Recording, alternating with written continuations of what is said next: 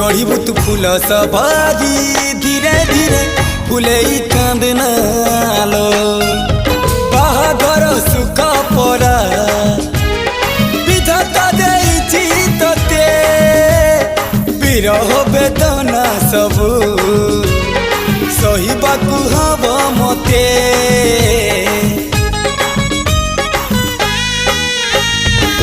सिंथी तो रहेला सिंदूरी धारे धारे फूले कांदनालो चढ़ीबू तू फूल सवारी धीरे धीरे फूले कांदनालो।